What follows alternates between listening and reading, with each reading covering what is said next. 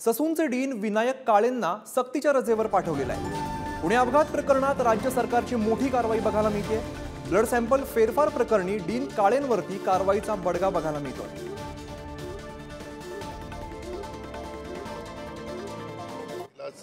राज्याच्या मुख्यमंत्र्यांनी, राज्याच्या गृहमंत्र्यांनी, राज्याच्या अर्थमंत्र्यांनी, तिथल्या पालकमंत्र्यांनी सुरुवातीलाच सांगितलं की यामध्ये कुठल्याही प्रकारचा हस्तक्षेप न होता जे कोणी दोषी असतील त्यांना त्यांच्यावर कारवाई झाली पाहिजे आणि तशा प्रकारचा तपास चाललेला आहे।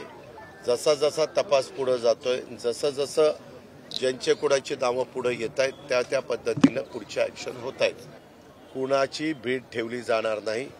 जे कोणी दोषी असतील, मी मागेही सांगितलं, मी ते बोलत असताना किंवा त्याच्यात अजित पवार सारखा दोषी असेल तरी देखील त्याच्यावर कारवाई होईल। कालच आपण याच्याबद्दल समिती नेमली होती, समितीचा अहवाल आला, त्याप्रमाणे आपण तावडे आणि हळणोर यांना आपण निलंबित केलेला आहे आणि अधिष्ठाता जे आहेत पुण्याचे त्यांचा सक्तीच्या रजेवर पाठवण्यात आलेला आहे आणि तिथला जो खालचा जो शिपाई आहे त्यालाही आपण निलंबित केलेला आहे की हे जे ब्लड सॅम्पल बदलणं ह्या गोष्टी अतिशय गंभीर आहेत। यापुढं कुठल्याही सरकारी डॉक्टरच्या दवाखान्यामध्ये या गोष्टी होऊ नयेत म्हणून त्यांना आयुष्यामध्ये अशी आपण काही शिक्षा देऊ की असं प्रकरण त्यांना करताच येणार नाही।